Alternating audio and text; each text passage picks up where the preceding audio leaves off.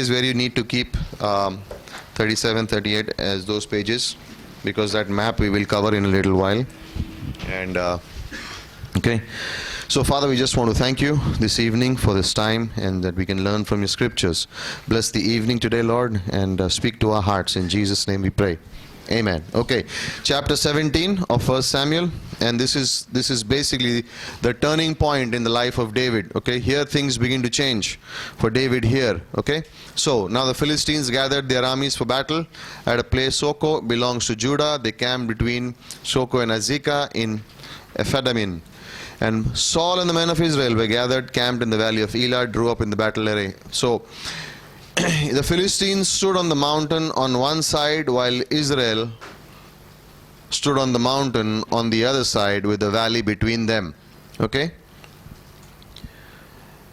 Then look at verse 8. Choose a man for yourself and let him come down to me. Now what did he say in verse 3? Where was the Philistine standing? On the other side, and the valley was? Okay, so it's like this. Look at the picture, is like this. Okay, he's first here in verse 3. Israel is here, correct? This is verse 3. What is he saying in verse 8? What's he saying in verse 8? Choose a man for yourself and let him come where? Which means he has come here. They are not moving. Okay, they are not moving. Then verse 23. What does it say?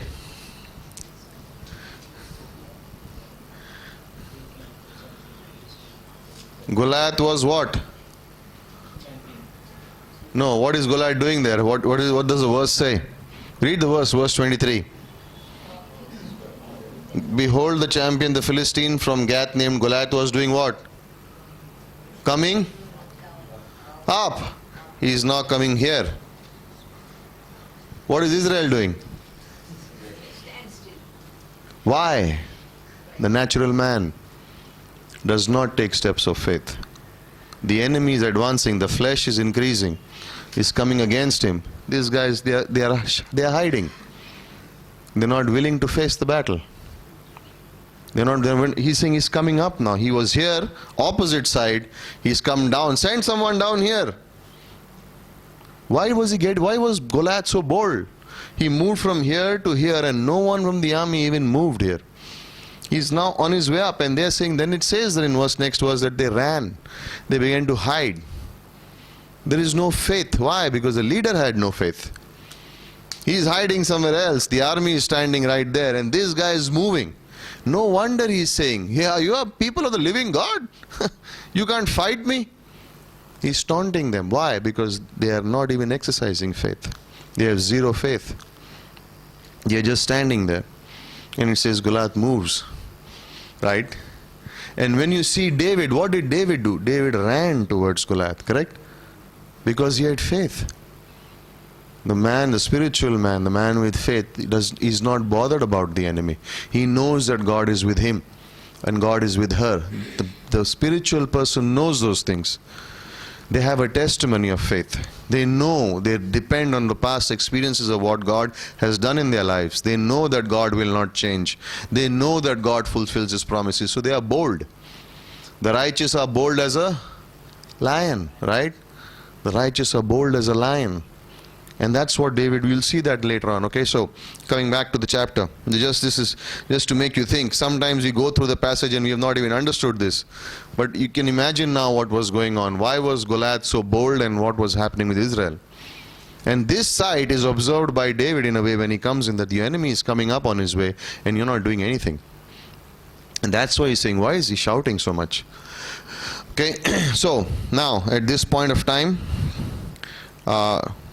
and I'll come to that verse a little later, but at this point of time, David is between 17 to 18 years old. How old was he when he was anointed? 12 years old. Now, why do we say he's about 17, 18? Turn to verse 55. And we'll just cover a quick point, then we'll go back to the portion. When Saul saw David going out against the Philistine, he said to Abner, the commander of his army, Abner, whose son is this young man? And Abner said, by your life, O king, I do not know. Now, wasn't David playing the harp for Saul? Then how come Saul does not recognize him? Because when he came to him first, he was 12 years old. Now he's 18 years old. Little mustaches have come. Voices, Adam's apple is out a little bit. Voice has gone a little. He's become a man a little bit. So therefore he does not recognize him. So it's not that Saul did. He was 12 years old when he came first. Now after this incident, Saul does not allow, you will see, Saul does not allow David to go back. But initially, David had gone back home.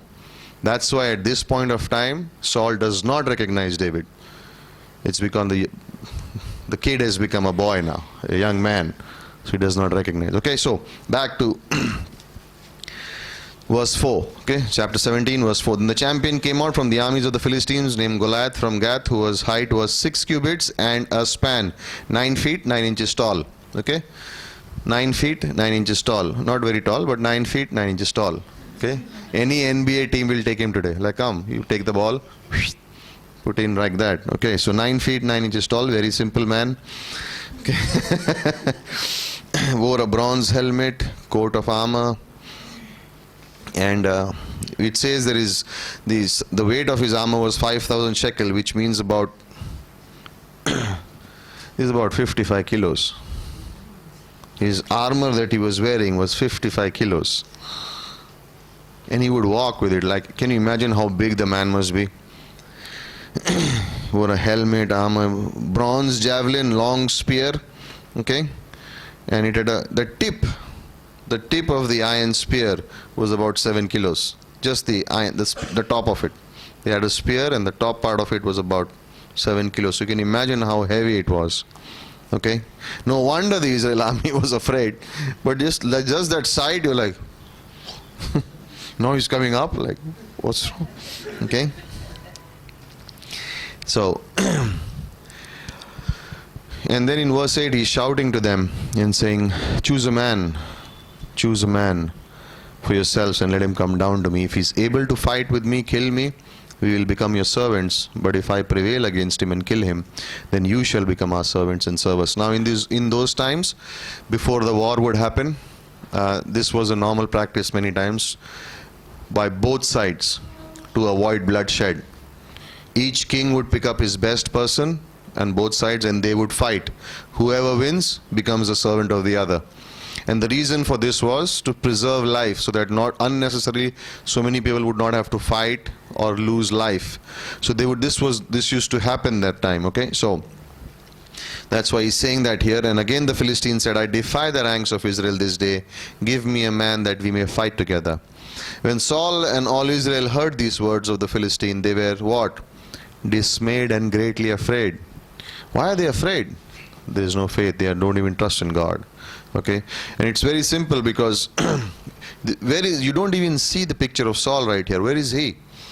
Okay, now David was a son of the Ephraite, the Bethlehemite, in Bethlehem in Judah, whose name was Jesse. He had 8 sons. Jesse was old in the days of Saul, advanced in the years among men. The 3 older sons of Jesse had gone after Saul to battle. The names of the 3 sons are mentioned there. David was the youngest. The 3 oldest followed Saul.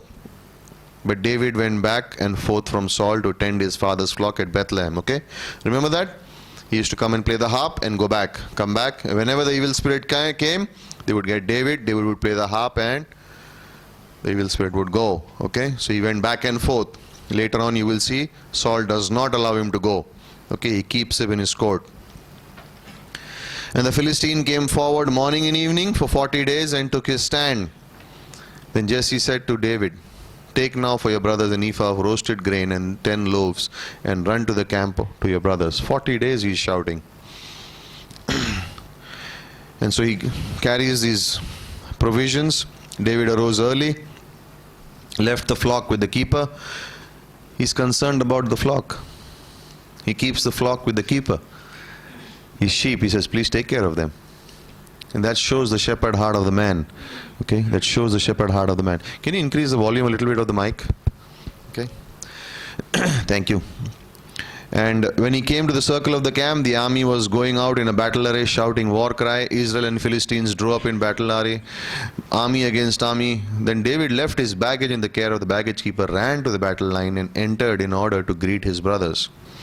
As he was talking with them, the champion Philistine from Gath named Goliath was coming up from the army of the Philistines, and he spoke the same words, and David heard them. And when all men of Israel saw the man, they fled away from him. And the men of Israel said, "Have you seen this man who is coming up? Surely he is coming to defy Israel, and it will be that the king will enrich the man who kills him with great riches, give him his daughter, and make his father's house free in Israel. All benefits given." Somebody go kill the guy, you will get all government benefits. My daughter, I'll give you money, I'll give you everything free for your life. Yeah, you go. Why are you sending us? Then David spoke to the men who were standing by him, saying, "What will be done for the man who kills this Philistine and takes away the reproach from Israel? And who is this uncircumcised Philistine that should taunt the armies of the living God?" Suddenly faith is coming in here. This guy is saying something which no one even thought about. And the people said, "This is what will be done to the man who kills him." Now Eliab, his oldest brother, heard the words that he spoke to the men. And Eliab's anger burned against David and says, "Why you come down? What's going on here?" They are upset. He's using faith. They're like, can't you keep your mouth shut? Why do you have to speak every time? Remember Genesis 37? Joseph spoke about his dream and the brothers got upset. Right? This is the older brother phenomenon going on here. You are younger than me. You keep my mouth closed. I know what to do. Why have you come down, and with whom have you left the sheep in the wilderness? Suddenly they are concerned about the sheep. They are trying to say, "Oh, you probably come here to show off, but where's the sheep?" And what did it say? David first woke up in the morning, took care of his sheep. Right? No matter how big the task was, the man was concerned about his sheep, and it speaks about the spiritual man. "I know your insolence and your wickedness of your heart, for you have come down in order to see the battle." Okay? Luke 15, remember the older brother? You giving him the fatted calf? Hebrews 7 verse 7 is a good verse. Write it down, read it later. Okay? Actually, I'll just read it for you. Hebrews 7:7.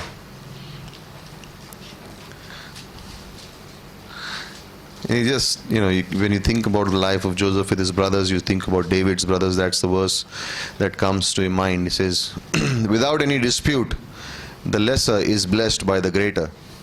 Okay, and it speaks about that life. The lesser is blessed by the greater. In verse 29, "And David said, What have I done? Was it not a question?" In some translation it is written, "Is there not a cause?" And that's a better translation. Is there not a cause? Why is he speaking? Okay? And basically you see here, David is a little bit like, who are you types, He's got a little bit of swagger and he was like, I can, okay. Then he turned away from him and said to another one.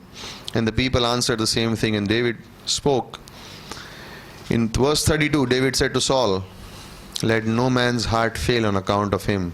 Your servant will go and fight with this Philistine."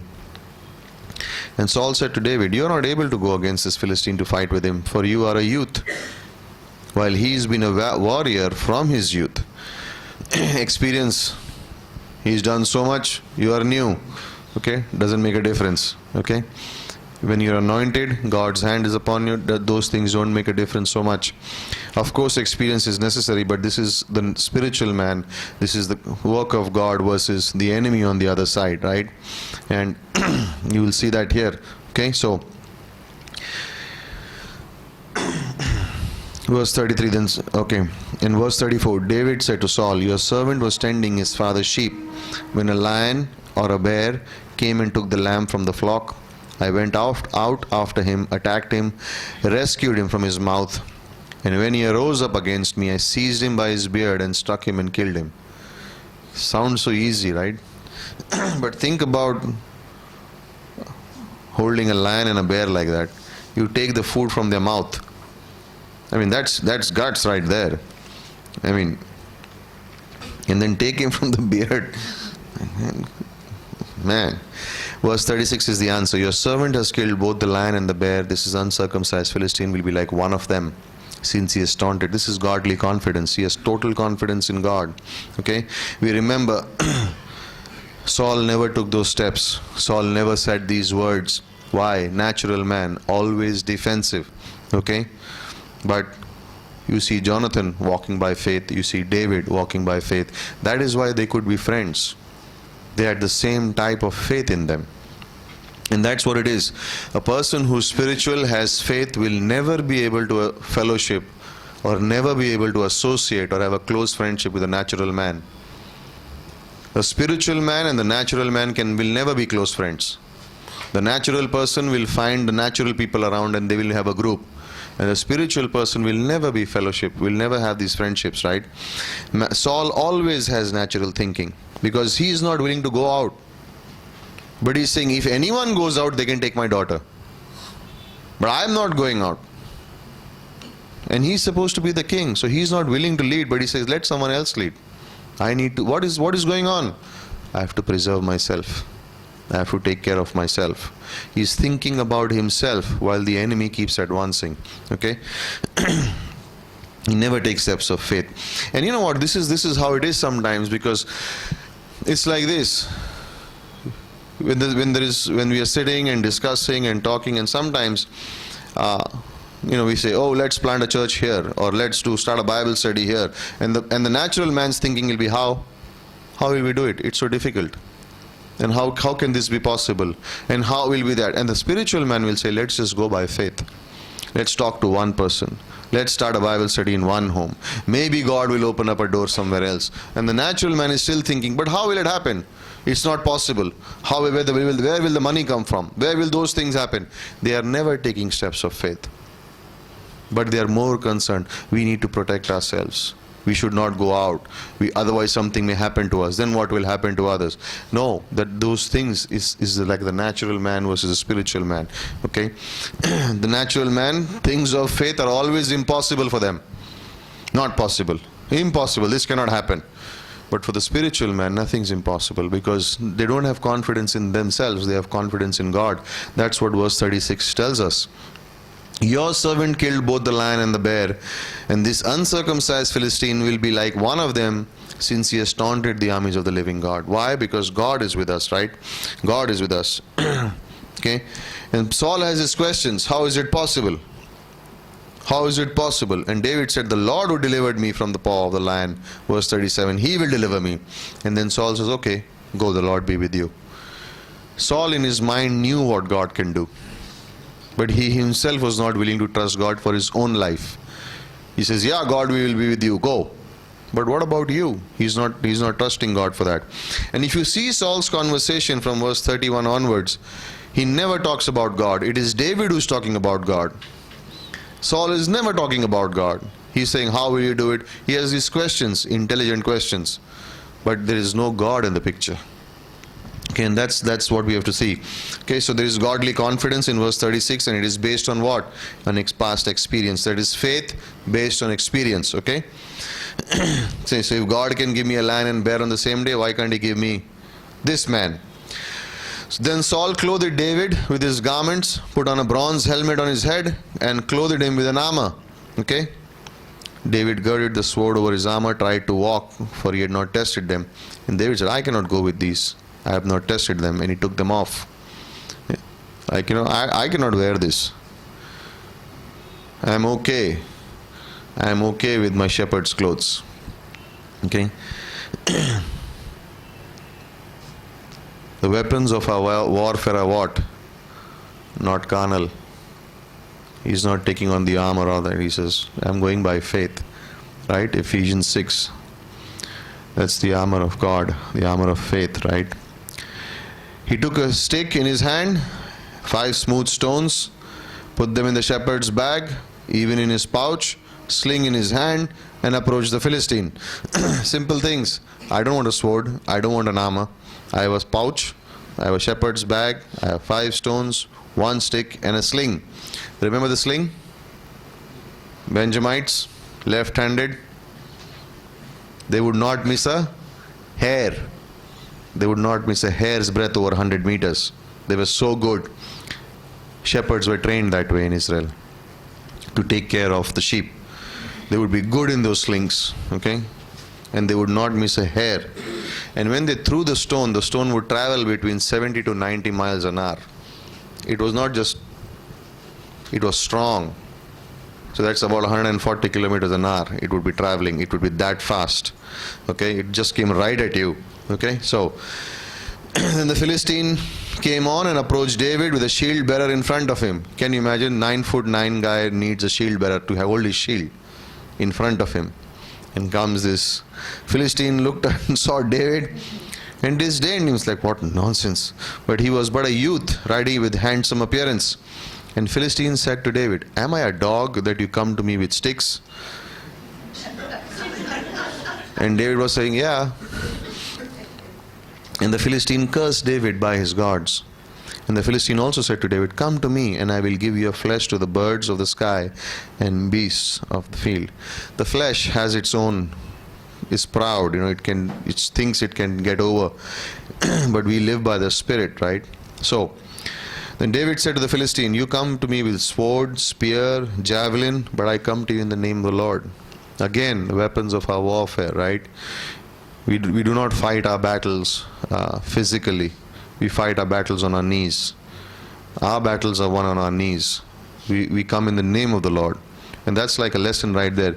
You come with whatever you want. I am coming into it in the name of the Lord, because when I come in the name of the Lord, doesn't this remind us of the victory at Jericho? Huge walls, everything is there. Just go around, sing, shout, walls will fall down, you will win. Like, how is that possible? It's the battle of faith. It's like we never take things in our hand and think, our battle in life is always spiritually won, is always supernaturally won. It is always God who will do it. So don't push and say, I will try and do this and I will. No, just we are on our knees and the battle is won. God does those things. Isaiah 37 and 38, right? Remember those stories? We spoke last Wednesday about it. Hezekiah is surrounded. And what does Hezekiah do? He weeps. And he takes the letter that Rabshakeh sends and he goes to the house of the Lord and puts it right over there before God and says, handle him. The army surrounded me. I have no hope, no food, nothing. How do I fight the enemy? And he says, and the Lord said to Hezekiah, what? Because you have prayed, I will answer.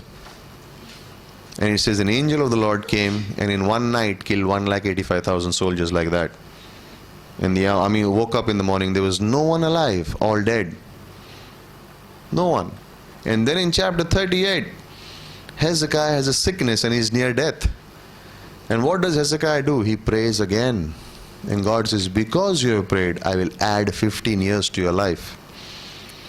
And in verse 5 and 6 of Isaiah chapter 38 is amazing verses. He says, I have heard your prayers, I have seen your tears, I will add 15 years, I will deliver you and I will defend you.